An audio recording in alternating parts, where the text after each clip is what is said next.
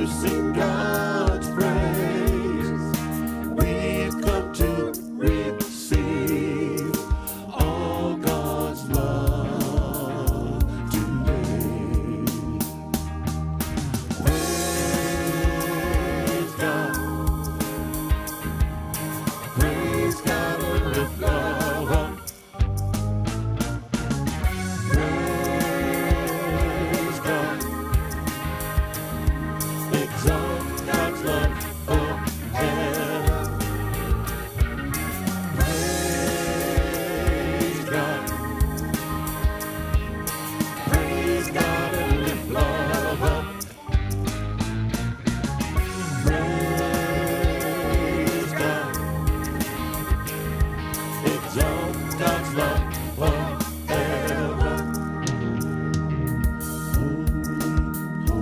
Holy, holy, holy, holy, holy, holy is the Lord God Almighty.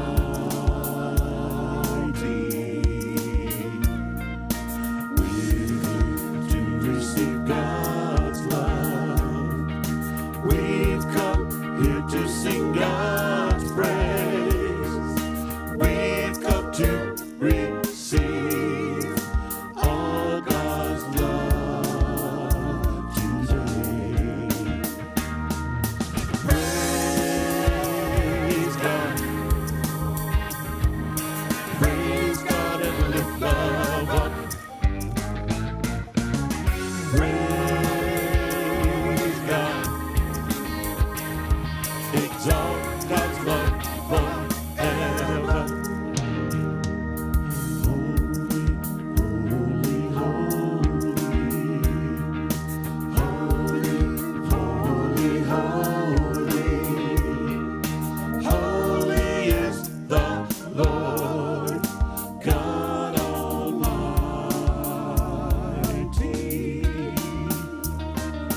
Holy is the Lord God Almighty.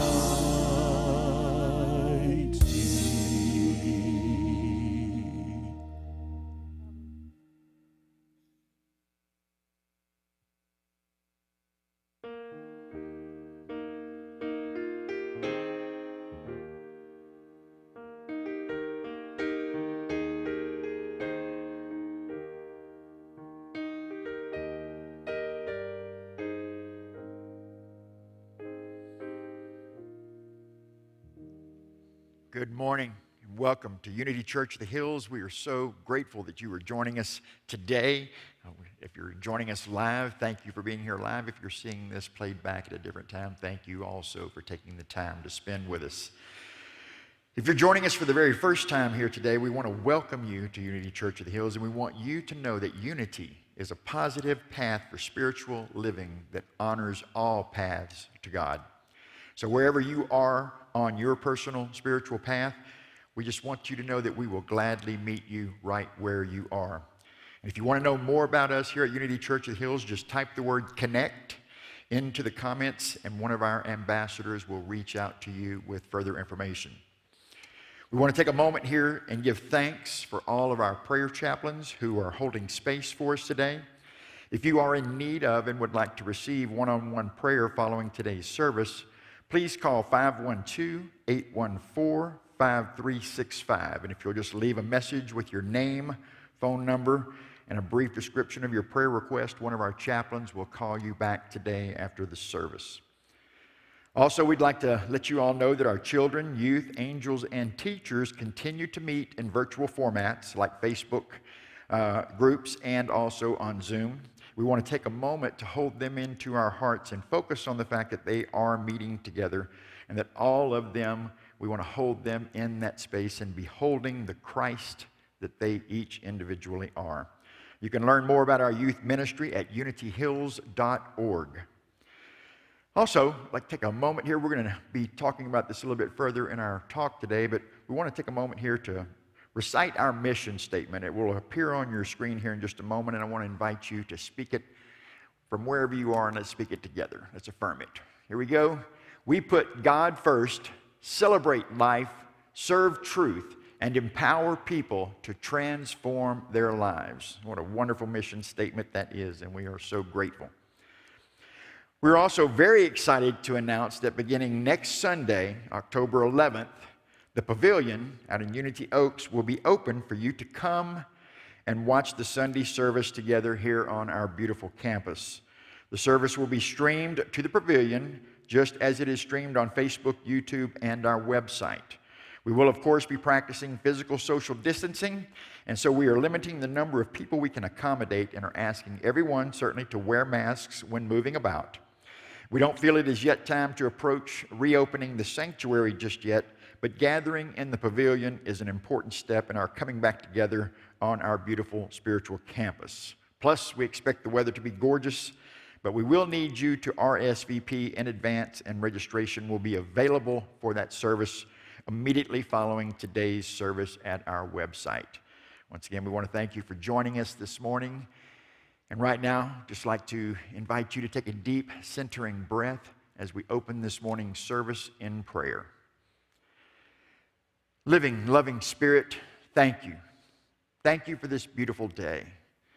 Thank you for this wonderful team that is assembled here in this sanctuary to bring the music and the word of truth to each and every one of our congregants in our community who are meeting with us virtually throughout Austin and even beyond Austin.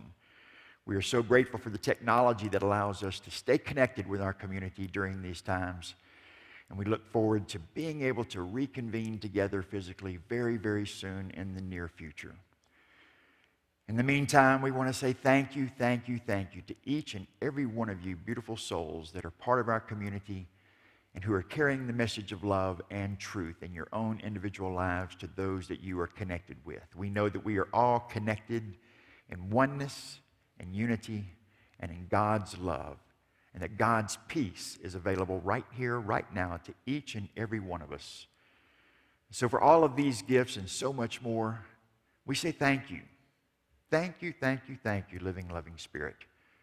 And we pray in the name and the nature of Jesus the Christ. And so it is, and so we allow it to be. Amen.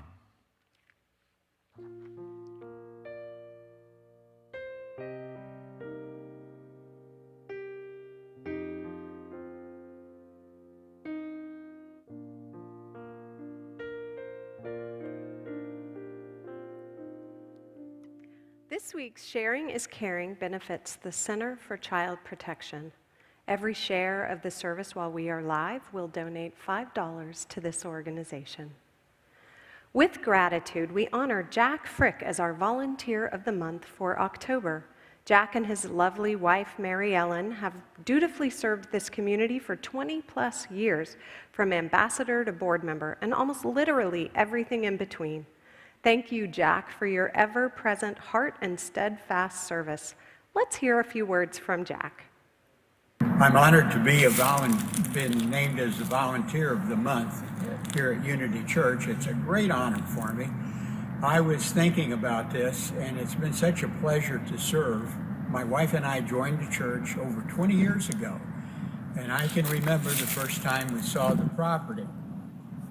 We came through the gate down here where the goat farm was, and then came in, and my first volunteer job was I was on the site preparation team, and we cleared rocks and brushes and trees, and we were told later that the work that that committee did saved the church over $100,000 in construction costs. We worked for over a year and worked every weekend. Next thing was marketing outreach team, was on that, and also served as an ambassador, my wife and I, for several years, standing here at the front of the church greeting people. And so we figured our time was up as an ambassador, and we wanted to start traveling a little bit in Texas on the weekends. So I told Mary Ellen that I'll just tell Mills Spanberg that, we're going to resign, and we've really enjoyed the experience. I tried to resign 3 times over a period of several months, and Mills would never hear me when I'd say, Mills, this will be our last Sunday or whatever. Well, he would pat me on the back and tell me, how they liked having us. So finally, my wife had to resign us. And I asked somebody, I said, what does Milt Spanberg do? And they said, oh, he sells jet engines. He's one of the best in the whole country at his job. That certainly didn't surprise me. I have gotten so much out of being a volunteer. The friends I've made, the opportunity to give back to the church. And for every hour that I have volunteered over the last 20 years, I feel like I've gotten 2 hours worth of good and benefit from it. I urge you to volunteer and sign up with something and begin to give back. Thank you. You can watch Jack's full-length video on our website, and thank you, Jack, for all of your service. We've moved the long format of announcements to a video that we posted this past Friday, and moving forward, we'll use this space to run through the highlights quickly and to cover any last-minute announcements that we missed in the video. We will also replay the video at the end of the service for those who want to stick around. All event details can be found on our website, unityhills.org. So let's run through them quickly. Join our prayer chaplains today at 1 p.m. for our virtual gratitude circle. Next Wednesday, October 7th, is the last day to register your team for the pumpkin decorating contest. Our painted rocks are ready for rock adoption, and they'll decorate our community garden. The garden dedication takes place on Sunday, October 11th at 1 p.m. We'll film the dedication and share it on October 18th. However, because this is an outdoor event, you are welcome to come by and join us for the dedication. The 3-week Staying Healthy and Connected series begins on Thursday, October 8th at 7 p.m., and there is still time to register. Our 5-week Unity prayer class, taught by licensed Unity teacher Anita Farrell, begins on Tuesday, October 13th. It can be taken for credit or merely for the sake of learning more about affirmative prayer. We have a special in-person service, Answering the Call, taking place on Friday night, October 16th at 7 p.m. on the pavilion. There will also be a grounding activity on the pavilion the week leading up to the service and a prayer ritual for you to practice from home. You will need to RSVP for the service. We've temporarily reworked our Path to Discovery new member class to a Zoom format over 2 Saturdays, October 24th and 31st, from 10 a.m. to noon. And I've got one last-minute announcement to share with you guys. A new Course in Miracles for Newbies study group is starting up on Sunday mornings, especially for those that are brand new to the course or have only studied it for a year or so.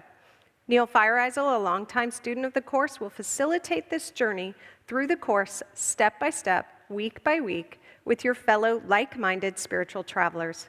The group will meet outside on the pavilion in a physically distanced circle on Sunday mornings from 10 to 11, starting on October 18th. And so again, those announcements can be found in our video, and you can go back and watch them whenever you need to. But in the meantime, after that rush through those quickly announced announcements, we get to just drop in to meditation. And what a joy that is. So I invite you to gently close your outer eyes and bring your focus to your breath as you allow yourself to arrive in this holy instant. Take a deep breath in and let go as you relax into the all-sufficiency of God. Let's take another breath, breathing in, settling even deeper. In this moment, the full measure and allness of peace exists and is available.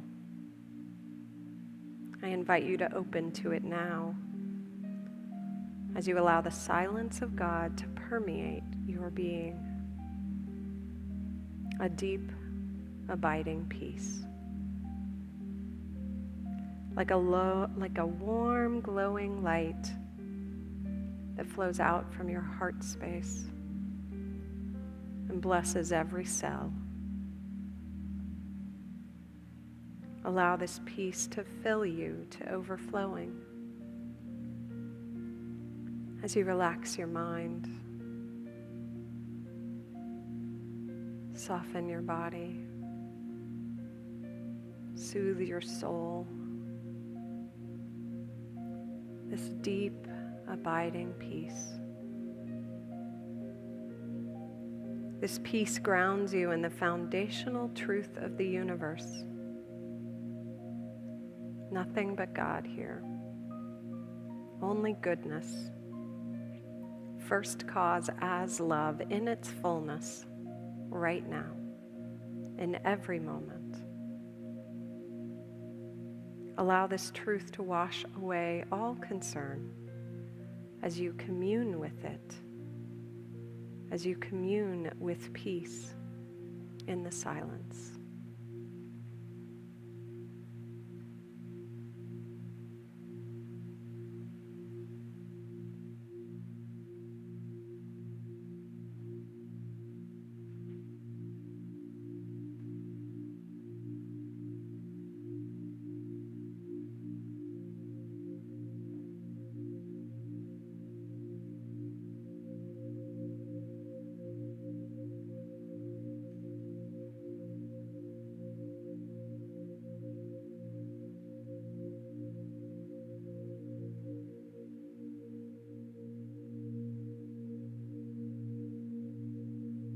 I invite you to commit to this truth and let it be a gateway to everlasting peace. Allow it to transform you. Trusting in your higher power, you know that all is truly well. And when you are ready, open your beautiful eyes.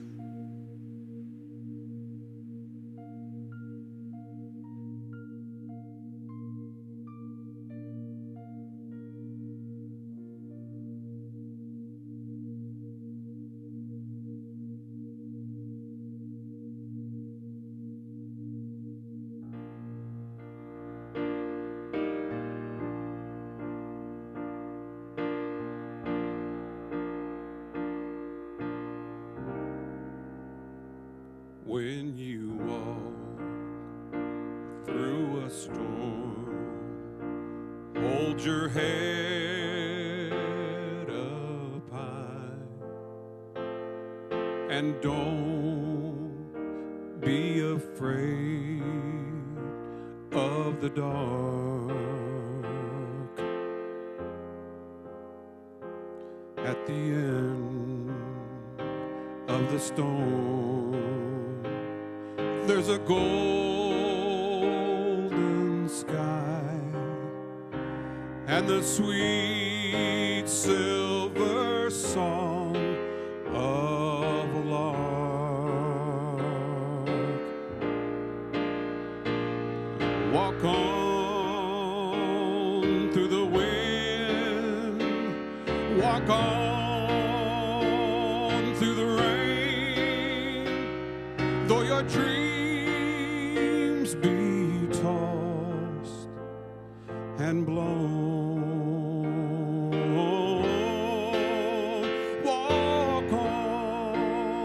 Walk on with hope in your heart, and you'll never walk alone.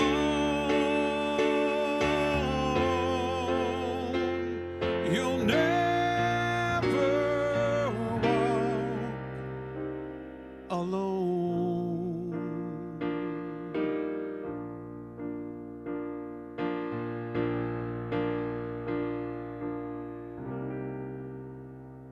It's the time to be strong.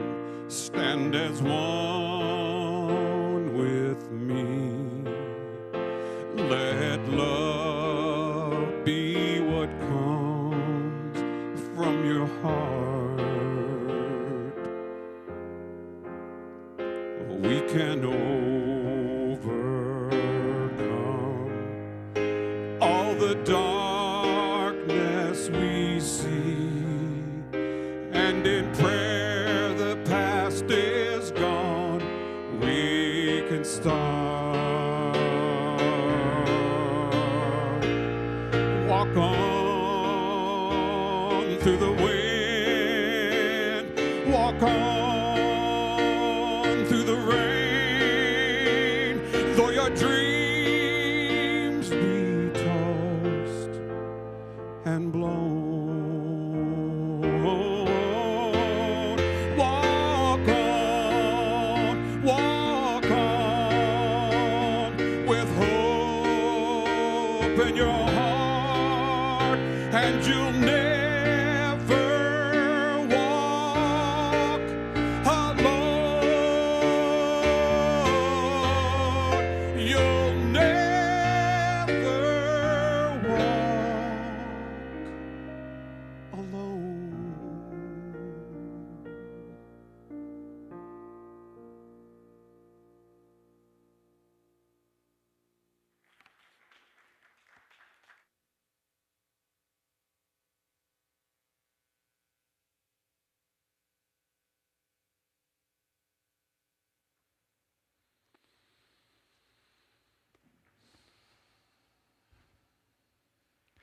Thank you so much, Tom Horn. That was lovely, man. Beautiful. Great way to start off the service. We want to thank you once again for joining us today. Before I get started with the talk, I want to take a brief moment to make a personal acknowledgement. Last week, if you tuned in last week, we had a guest speaker, Reverend Howard Caesar. And if you didn't get to see that service live or you haven't streamed it, I encourage you to go to our website and check it out. The reason why I'm acknowledging that, besides it being a great talk, Reverend Howard Caesar was the very first Unity minister I ever experienced about 25 years ago at Unity of Houston, where he served as a senior minister up until his retirement a few years ago. And for me, it's a particular privilege and another example of divine order working out that I happen to be following him this week. It was a very special thing for me to be following him this week, insofar as he was the very first Unity minister I ever personally experienced. So I do encourage you to go to the website and look up that particular service. You can also find it on our Facebook page as well on the YouTube channel. So today we're going to be talking about the truth, the whole truth and nothing but the truth. And you'll recall when I was doing the opening announcements there, we recited our mission statement here at Unity Church of the Hills, and this has been our mission statement for many, many years. And we put God first, celebrate life, serve truth, and empower people to transform their lives. And it is in the service of truth that's one of the entryways for us to transform our lives. So it begs the question, what is the truth? We are living in a particular period in time in history now where oftentimes it's challenging for us to discern for our own selves, what is the truth. We're going to talk about some of the reasons about how that came to be and how we can recalibrate ourselves to make sure that we're trained in our own consciousness and in the own activity of our own thinking to be aligned with truth and not merely what may be true as in factually true, but in capital T, truth. Before we get there, though, I want to back up in history a little bit and kind of tell a story that happened, close to 2,500 years ago. Going back to the Greek times, you might recall Socrates, and there's a story that is told about Socrates that someone asked the Oracle of Delphi who was the wisest man in all of Greece. And the Oracle of Delphi answered that Socrates is the wisest. And this got back to Socrates, and he was troubled by that revelation because Socrates didn't perceive himself to be particularly wise and certainly not the wisest man in all of Greece. So he began to interview various people that he did believe were possibly wiser than he to try and identify who the wisest man was. And he interviewed politicians, and after interviewing many, many politicians, he came to the understanding and agreement that the politicians were not, in fact, the wisest in all of Greece because each one of them perceived themselves to be wise and to be the keepers of, all knowledge. And so Socrates canceled them out. So then he turned to the poets. These poets were brilliant with their communication with words. Certainly they were wiser.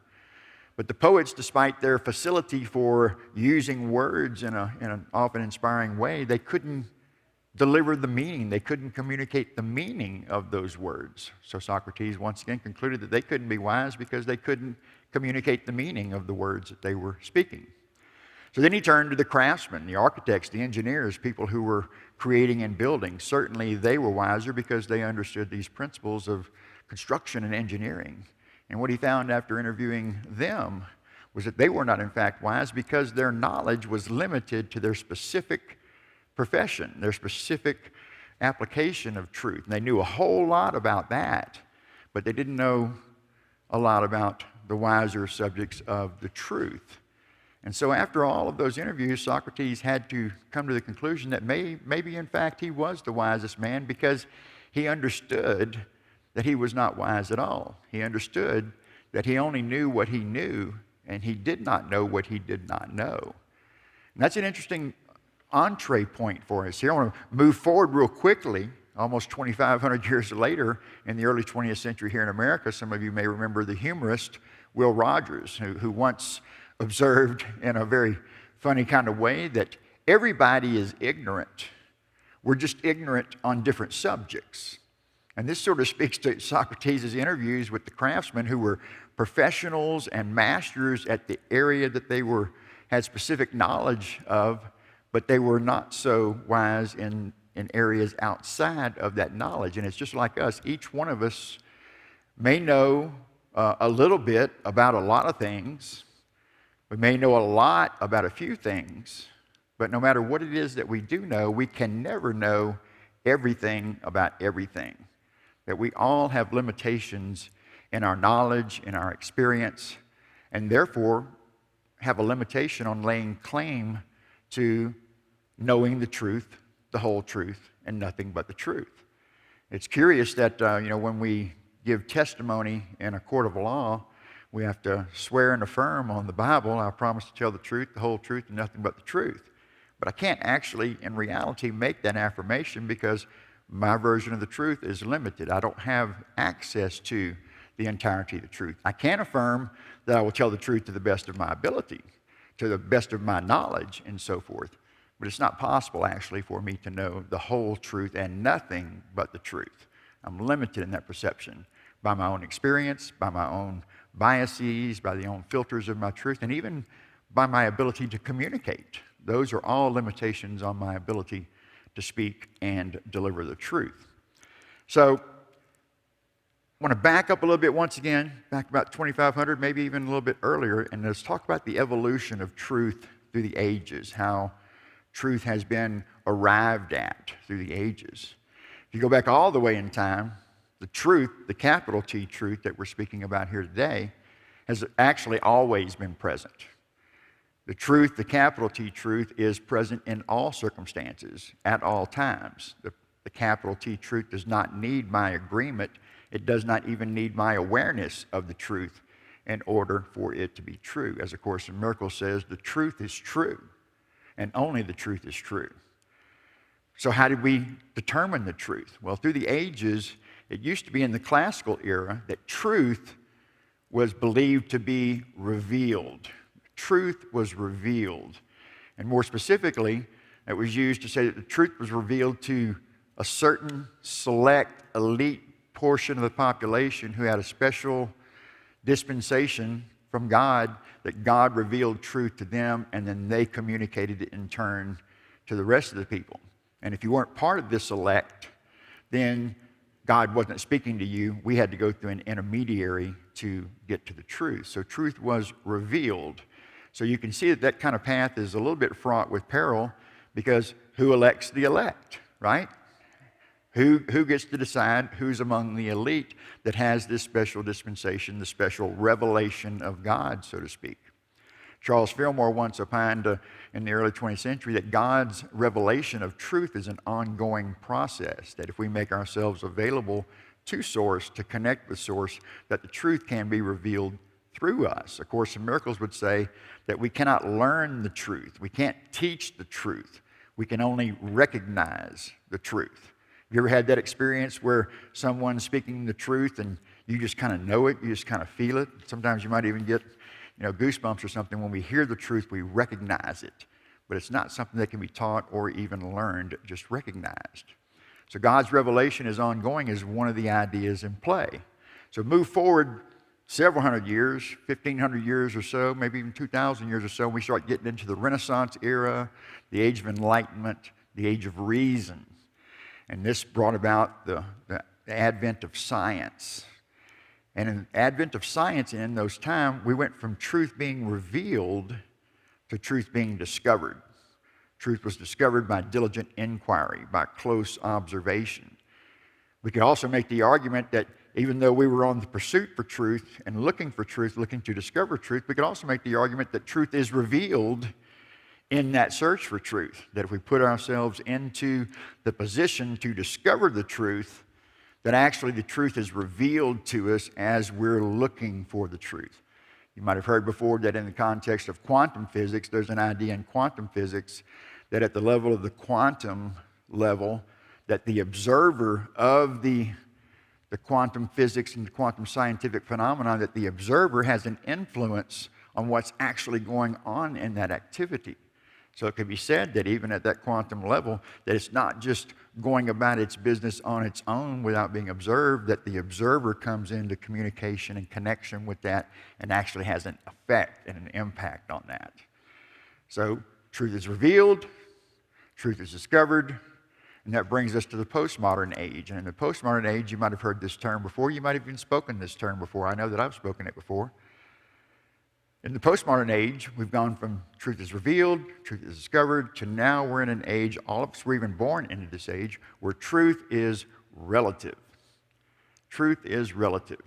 This is a path that is actually fraught with all kinds of peril because we've moved from an objective interpretation of truth to a subjective interpretation of truth. And in that subjective interpretation of truth, each one of us has our own truth. Well, that may be okay, except if that truth is not in alignment with the objective truth, then the relative truth that we're experiencing or expressing may become divorced from objective truth. And then it can get into that area of subjective opinion. And if we accept that opinion is truth, then everybody's got an opinion, and then it becomes harder and harder to discern what is the truth. Dr. David Hawkins, in his work, Tammy reminded me of this week when we were discussing today's topic, that Dr. David Hawkins calibrates what he calls relativism, and that would be the relative truth, at about 180 on his scale of the map of consciousness. 180 also calibrates in the same range on his map of consciousness as pride. And everything below 200 and below on his scale of the map of consciousness would be the energy of what he identifies as force. And he makes the distinction between that energy of force as opposed to actual creative power, which he says begins at the level of 200, where we cross the threshold from pride and relativism into the area of courage. And that the area of courage is when we begin to access our true creative power. And I can remind you also that the root word of the word courage derives from an ancient word that implies the heart. And so it takes our heart and our mind merged together for us to actually progress into the higher realms of creative power. So that's a lot right there. If you want to discuss any of those things further, you can hang out after the service today in the Going Deeper session, and we can certainly address those things a little further. But I want to move into some aspects of A Course in Miracles right now. In many places in A Course in Miracles, it makes the statement that the truth is true and needs no defense. The actual summation of A Course in Miracles at the very beginning makes this tiny little statement, and it makes the statement that if we understand this statement, then we don't need to do the Course in Miracles because we've already got it. And the statement is this: nothing real can be threatened. Nothing unreal exists. Therein lies the peace of God. Okay, so this begs the question: if nothing real can be threatened, what is real? Well, we can make the case that things like love is real, It's a universal thing that's available to everyone. Goes by many different names, many different cultures around there, but the actual energy and the creative power of love is something that is universal and universally available to everyone. It's part of our spiritual path that we come to responsibly wield our creative power of love. That's how we move forward. That's how we progress. That's how we transform our lives. It's also how we set the table, so to speak, for us to experience peace, personal peace, not peace in the world. As Jesus reminds us, there will always be wars and rumors of wars. Always. And this is true. We can look around. It's very easy for us to find evidence that the world outside of us, the external world, has never been at peace. Not completely, for sure. There have been periods of peace where we can experience it in little pockets, but the world at large has never been completely at peace. And so if we're waiting for the world outside of us, the external world, to get its act together and become peaceful in the external world before we allow ourselves to experience peace personally, then we're going to be spending our entire lives without ever thoughtfully and meaningfully move into an experience of peace, because the world will always be at war. Metaphysically speaking, that would say that anything that takes me out of my peace, metaphysically, is a war. It's a war for my attention. It's a war for my peace. And if I focus and get attached to those experiences outside of myself, externally to myself, that's a path fraught with peril for my personal peace. We've heard this said before. The peace of God is within. We practice that here in Unity. It's one of our principles, principle number 4, where we connect with our own indwelling Christ presence within, and we go within in the silence. We still the activity of our thinking mind, our feeling mind. We still and put that activity of our consciousness in neutral, and then we allow ourselves to connect from within to source. We go beyond thinking, and we get into a proactive position where we're listening for the truth to be revealed to us.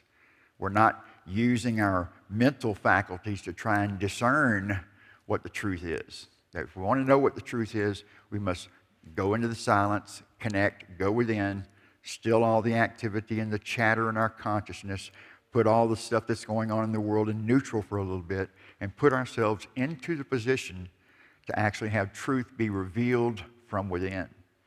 In this way, no matter where we are, God is. That's one of the things that we say week in, week out here in Unity churches around the world. Wherever we are, God is, and all is well. God's not portable. God's already present wherever we go. And we carry that awareness with us. So Unity, like a lot of spiritual paths, we have to ask ourselves, what is the value of a spiritual path? No matter what spiritual path you're on, the value in it, the efficacy of it, is whether or not it facilitates for us, for me, for you, whatever path we're following, does it facilitate in a practical way that we can repeat to have the experience of peace? Peace is the end game, personal peace, not world peace. I transform my experience from within, and then I bring my peace with me into my experiences in the world, into my relationships in the world.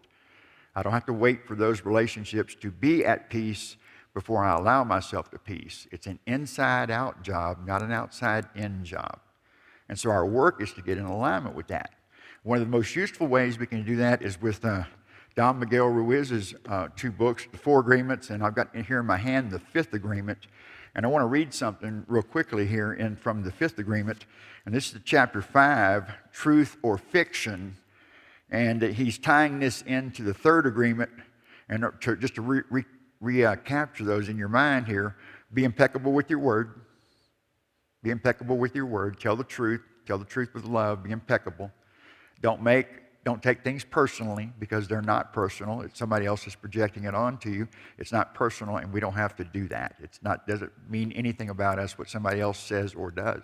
The 3rd agreement is don't make assumptions, and the strategy to overcome that is to be willing to ask questions. The 4th agreement is always do your best. No matter what your circumstances that you're in, if you're willing to do your best, it will help you to stay away from what he calls needless suffering. And that is the intention of the 4 agreements, to help us in a very practical way to avoid needless suffering. There is no doubt there are experiences in the world that facilitate and precipitate suffering in a certain sense. But most of what the suffering that we encounter or experience in the world is needless suffering, self-created suffering. And so the four agreements are a very practical way for us to practice staying away from needless suffering. After the four agreements became very, internationally famous and so forth, he came out with a sequel, the fifth agreement. And the fifth agreement, plainly stated, is be skeptical and learn to listen. I want to read something from chapter 5 here, which is titled Truth or Fiction. For centuries, even millennia, humans have believed that a conflict exists in the human mind, a conflict between good and evil. But this isn't true. Good and evil are just the result of the conflict, because the real conflict is between the truth and lies. Perhaps we should say that all conflict is the result of lies, because the truth has no conflict at all. The truth doesn't need to prove itself. It exists whether we believe it or not. Lies only exist if we create them, and they only survive if we believe in them. Lies are just a distortion of the word, a distortion of the meaning of a message, and that distortion is the reflection of the human mind. Lies aren't real, they're our creation. But we give them life and make them real in the virtual reality of our mind. And that touches on several of the unity principles in the way that he said that.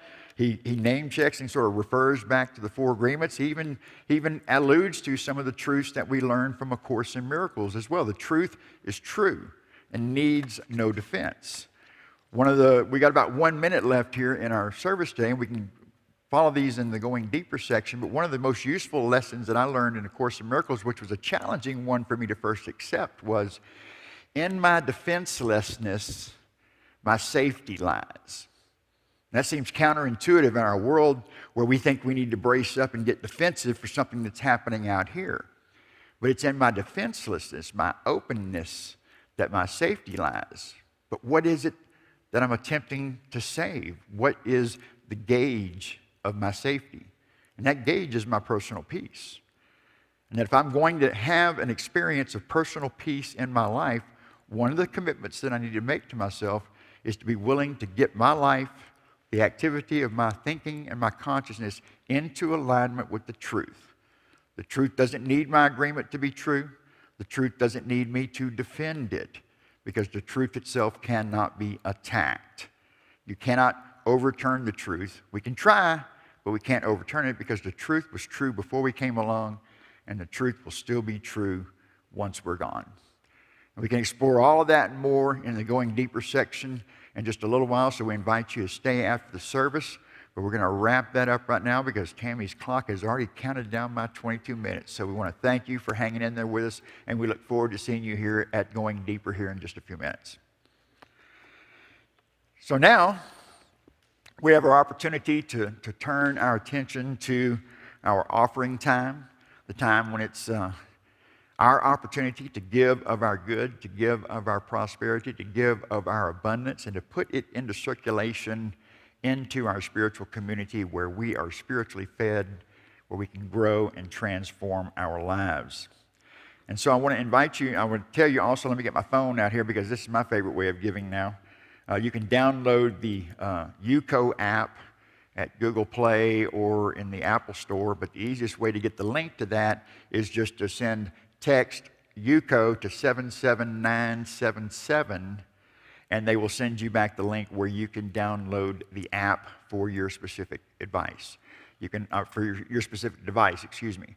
You can also give online through our webpage at unityhills.org or on our Facebook page, Unity Church of the Hills on Facebook. And the UCO app is my favorite way because I can carry it with me, and if I forget on Sunday to do it, I think about it later on during the week, and I can give wherever I am. Or if you like the old analog way, you can still certainly mail a check to Unity Church of the Hills here at our home offices. So with that, we have an offering affirmation that we say each week whenever we do this. And I want to have you bring your gift to mind. You may be dealing with the app right now or writing out your check, or you maybe give at a different point in time of the week. But I want you to bring your gift into your consciousness, to see you giving and knowing that you are receiving 10 times and more, pressed down and overflowing. We cannot outgive God. And we have an offering affirmation that we say together, and I invite you to say it with me right now. Divine love through me blesses and multiplies all that I am, all that I have, all that I circulate, and I am grateful. Amen to that. We'll see you in just a little bit with Going Deeper.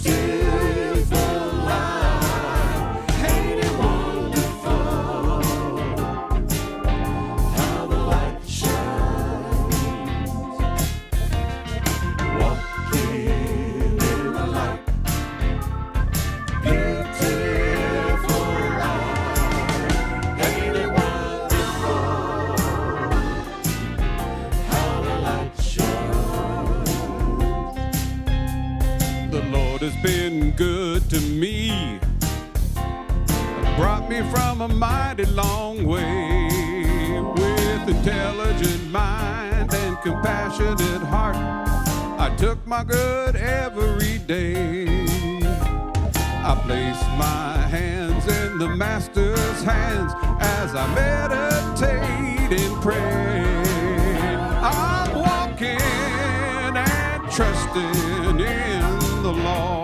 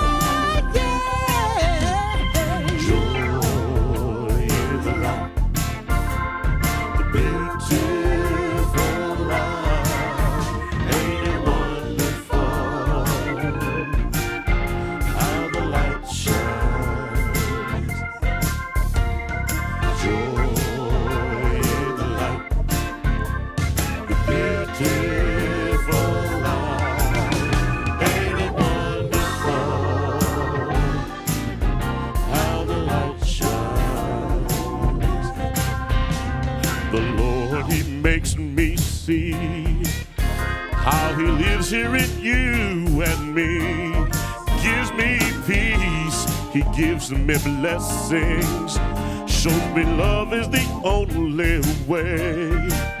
It's the love that we give to each other that keeps our hearts in peace. Oh, I'm feeling, yes, I'm feeling the peace of the Lord. Oh, there is peace, peace in the light, the beautiful light. Ain't it wonderful how the light shines? Peace in the light, the beautiful light. Ain't it wonderful? Ain't it glorious? Ain't it marvelous? Ain't it beautiful? Ain't it beautiful? How the light shines.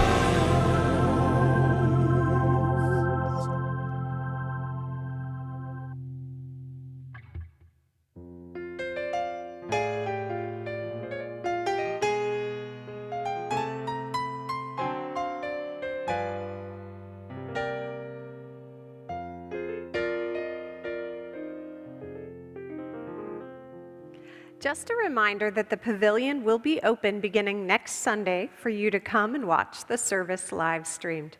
You will need to RSVP, and there are safety guidelines in place. The RSVP link will be available on our website at 1 p.m. today. Also at 1 p.m. today, you are invited to join our prayer chaplains on Zoom to speak your gratitudes. Stick around for the Going Deeper immediately following our prayer for protection, and if you have any questions for Rick, get them queued up.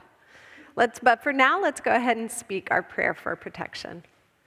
The light of God surrounds us. The love of God enfolds us.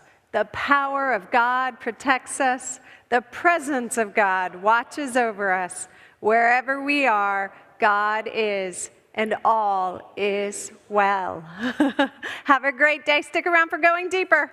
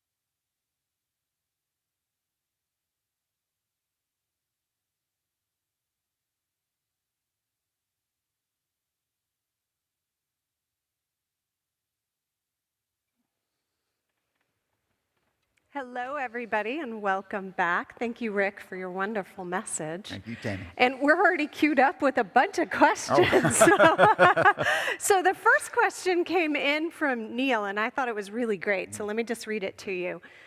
Please speak more about relative truth. It seems appropriate to honor each and every person's thoughts, opinions, and personal truth. But how do we honor them, yet look beyond to the absolute truth? Well, what are your thoughts on that? Great question, Neil. That is certainly a very practical challenge that we all are faced with in our communications with friends, family, our communities, and even in the larger collective dialogue that's going on out there. And it's certainly true that I have a personal experience, you have a personal experience, everyone has a personal experience. And we certainly should honor and validate the path that everybody's on. As you well know, here at Unity Church of the Hills, that's one of the things that we practice. We even said it earlier in the service today that we meet you right where you are on the path that you're on. We would encourage ourselves and others to walk a path of truth.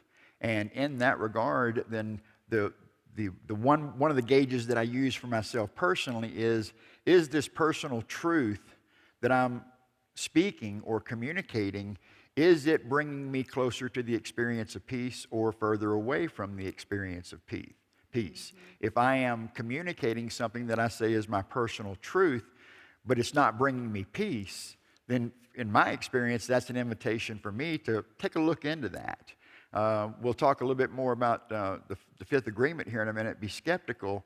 But that's one of the gauges that I personally use, is that if what I'm speaking is not bringing me into an experience of peace, then that's evidence for me to look a little deeper into that, to recalibrate. I may want to look at some things that I may need to release or neutralize. Doesn't necessarily mean that I have to overhaul everything that I believe and throw that particular truth out, but it might mean that I need to refine how I'm communicating that personal truth, because the purpose of truth would be to facilitate a personal experience of peace, in my own estimation. You might have a different estimation about how you apply truth, but that's the gauge that I personally use. Is it bringing me closer to an experience of peace or further away? If it's further away, then I'm looking into recalibrating that so I can have an experience of peace. Thank you, Rick. And I think that I know you wanted to say a little bit more about the fifth agreement, but I think what you just shared is one tool that answers this question from Hope. She says, it seems the biggest lies I believe are the ones I tell myself about myself.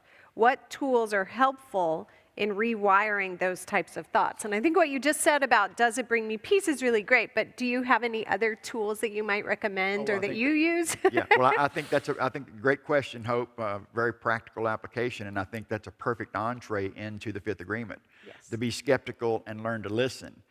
Don Miguel Ruiz emphasizes, as he's speaking about the be skeptical and learn to listen, to not just be skeptical of what we're hearing from others in the external world, but he's specifically encouraging us to be skeptical of even our own thinking, even our own conclusions that we've reached over the course of a lifetime of experience. And you know, in unity principle number 3 is that we're creating our reality by the thoughts and the feelings that we're allowing to dominate in our consciousness. And if we're thinking somewhere north of 60,000 thoughts a day, it's estimated that 80% of those 60,000 thoughts a day are fear-based, and 80% of those thoughts are redundant, meaning that they're repetitious. We're thinking the same things over and over. So the attraction of fear, which is kind of a normal thing in the world, and A Course in Miracles speaks very deeply about that duality between love and fear, so to speak, that you know, we're oscillating back and forth between the two, that in the activity of our thinking, that sets the stage for us to experience peace, that Don Miguel Ruiz is encouraging us to be skeptical of even our own thinking.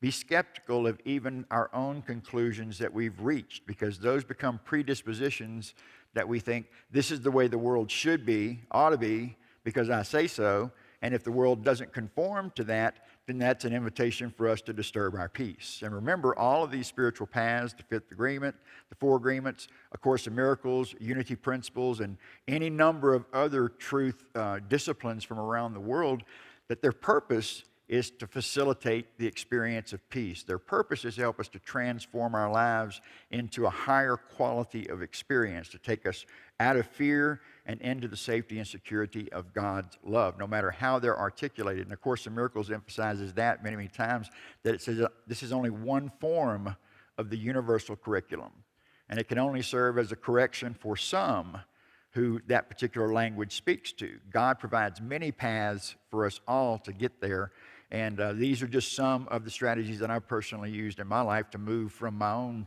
dark night of the soul, midlife crisis, into a transformed experience some 25 years down the line. That's awesome. So I've got 2 questions. I'm going to read them both because I think they both come at the same question in different ways, okay? So this first one says, okay, hearing the quote, "The only thing necessary for the triumph of evil is for good men to do nothing," by Edmund Burke. It stirs me to action, but my uncertainty about what to do takes away my peace. How do I know when I'm being apathetic or just wise to accept and be at peace with what is? So that's one question. And then this other question I think ties in, okay?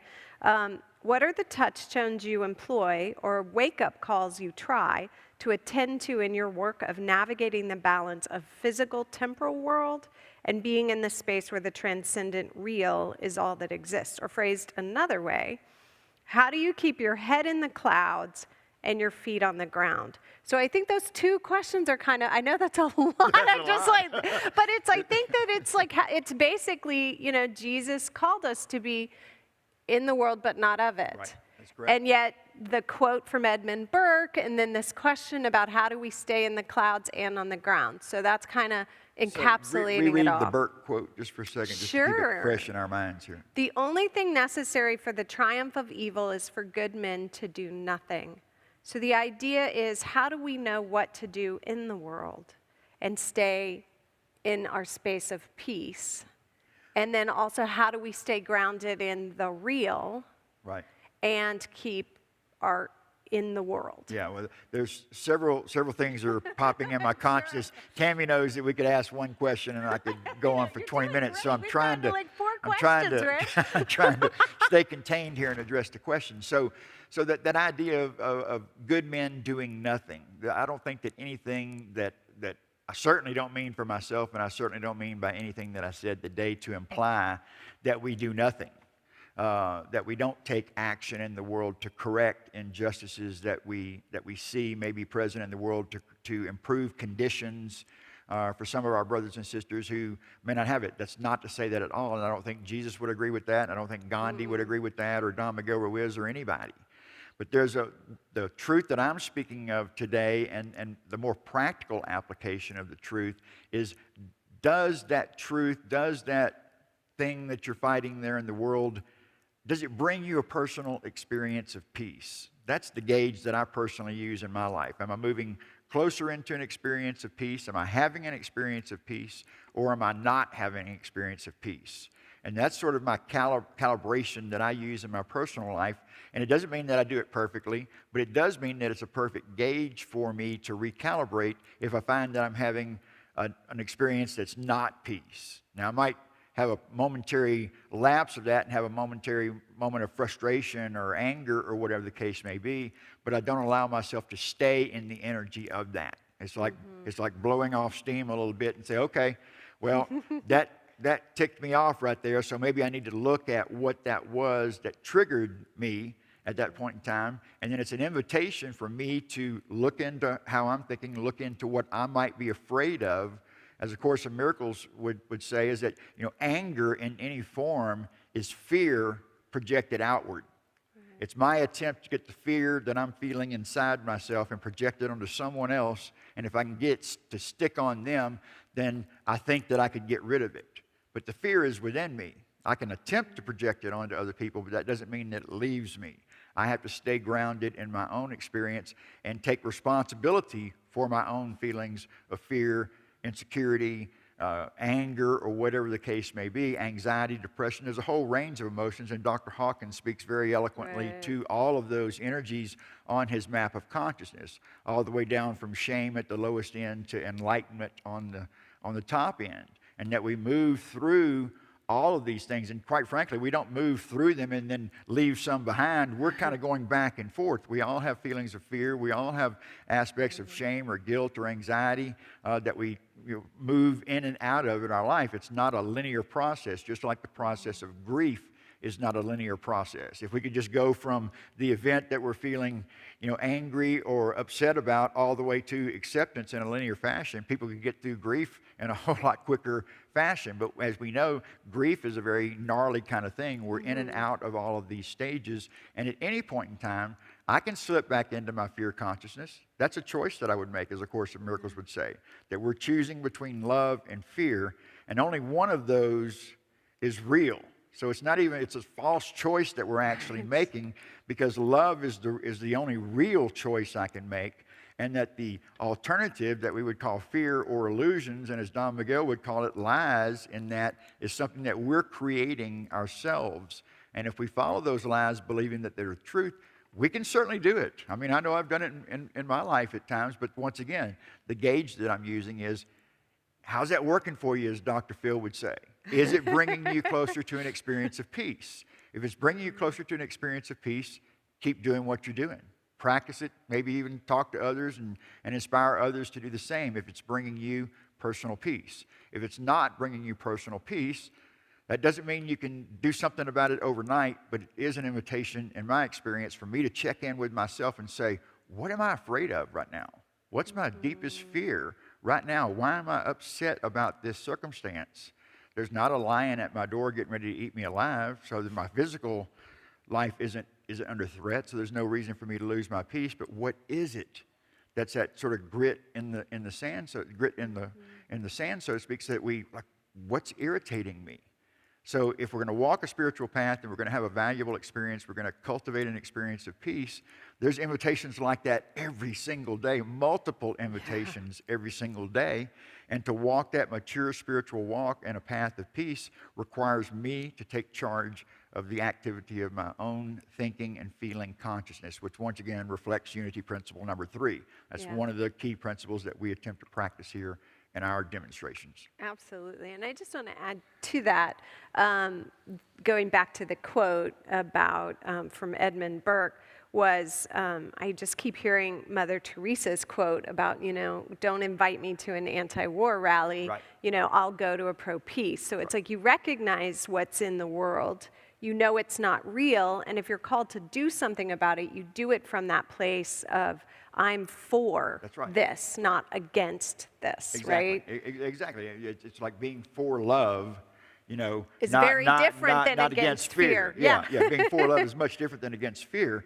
That's a great point, and it underscores this idea that we literally cannot fight for peace. Yeah. We cannot fight for peace. That if I'm engaged in a battle to establish the conditions of peace, I'm saying I'm willing to forego my personal experience of peace until these external conditions are handled. And then after I fight for those conditions to be changed, then after everything's in its place, then I will allow myself to experience peace.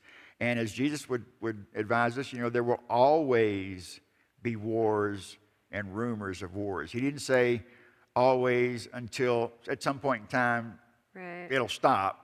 No, always there will be wars and rumors of wars, and he advises us to not be overly concerned by those. That's not to say we don't do something to try and correct and improve those conditions, but that those examples that we would call wars and rumors of wars in a metaphysical sense is anything that would invite me out of an experience of peace.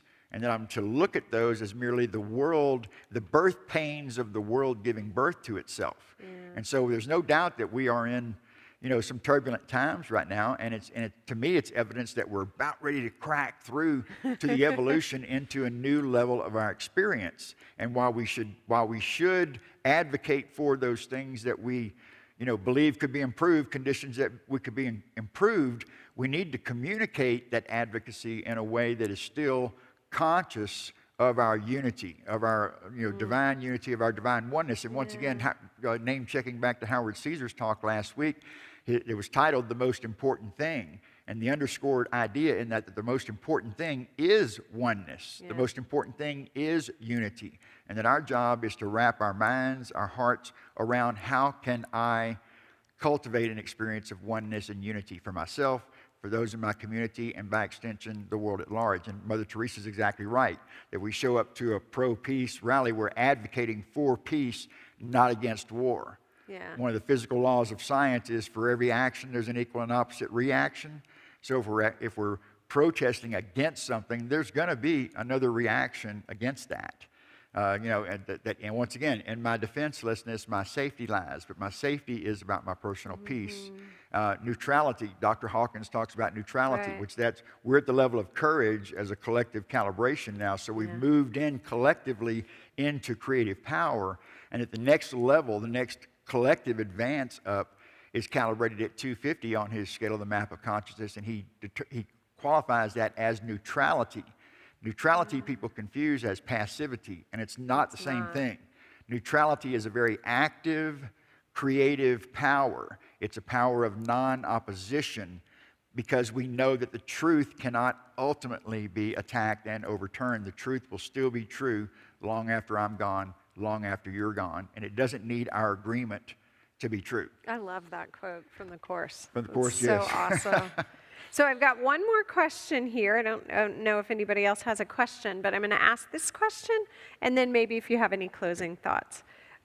So you stated that it's not possible for us to know the whole truth, yet we're told in the 4 agreements to not make assumptions.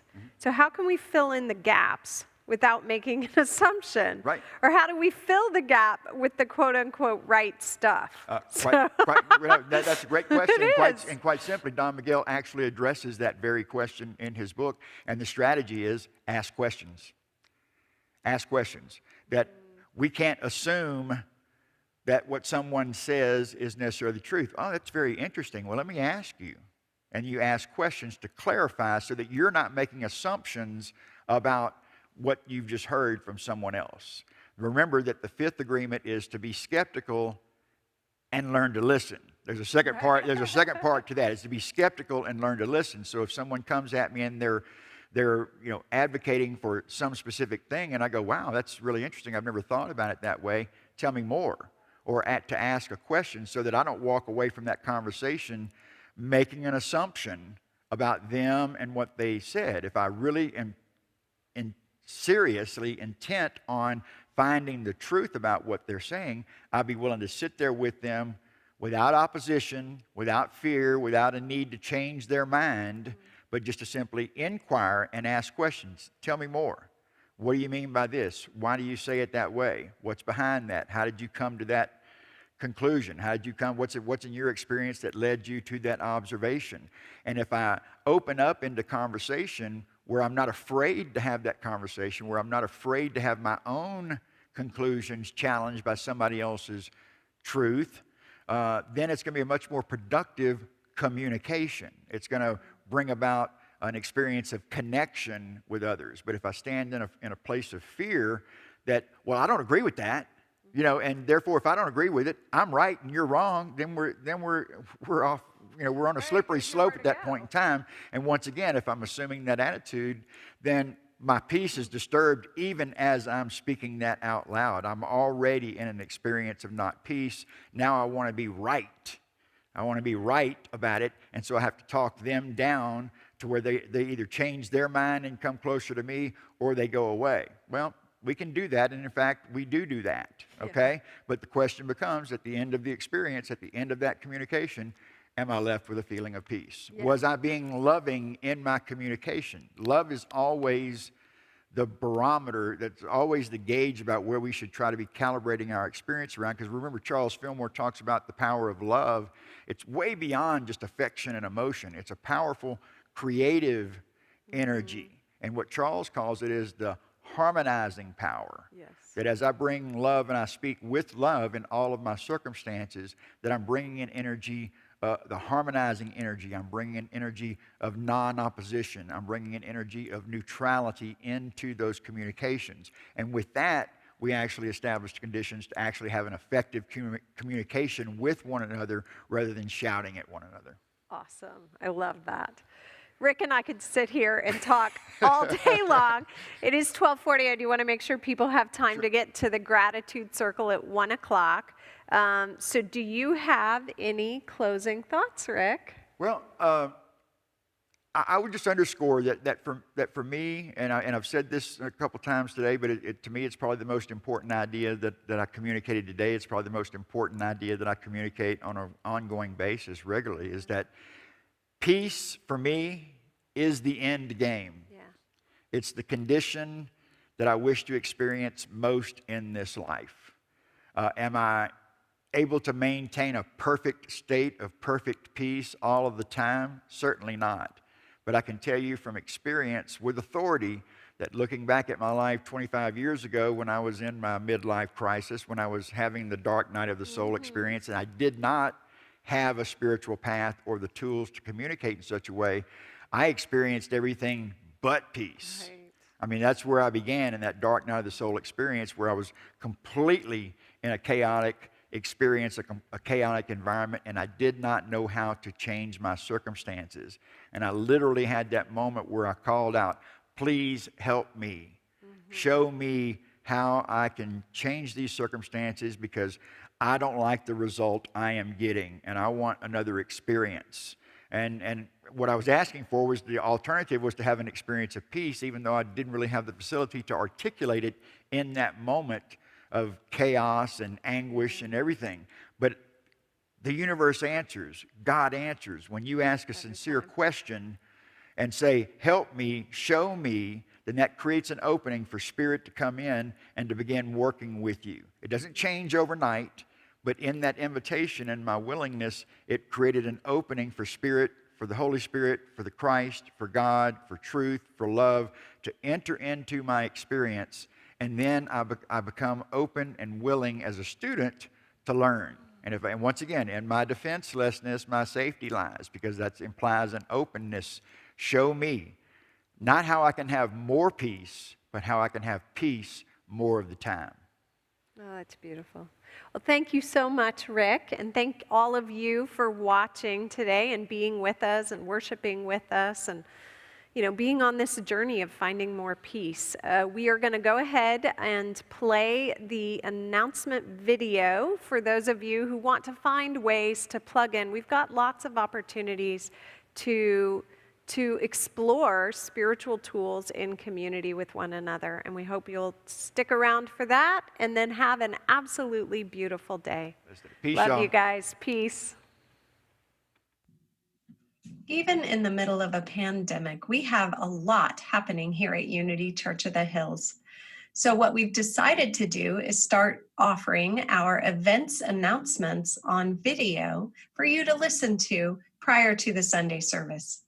In the middle of the service, we'll run through them very quickly. This will take some of that time away from the Sunday service to free us up for more time to worship. And it will give you an opportunity to go back and listen to these announcement videos and find just the right ways for you to plug in. So here's what's happening the week of October 4th and on the horizon. At 1 p.m. on Sunday, October 4th, join our chaplains on Zoom for a virtual gratitude circle. Your presence will be the icing on our gratitude cake as we join together in speaking our blessings out loud. Find the Zoom link on our website, on Facebook, or in our app. When you think of October, you probably think of pumpkins. Everything from pumpkin-flavored lattes to pumpkin scones to jack-o'-lanterns. Well, if you want to immerse yourself in pumpkin fun, you're invited to join us in our pumpkin decorating contest. Teams must register by October 7th and pick up your pumpkins on October 11th. You'll then have 1 week to decorate your pumpkins and bring them back to the church to set them up in Friendship Hall. More details and rules can be found on our website, unityhills.org.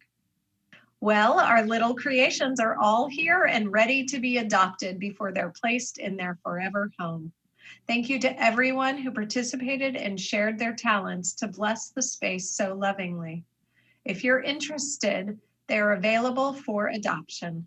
At a suggested love offering of $10, you can select one of these rocks to place in the garden. You will receive a certificate of adoption with your rock's name and bio.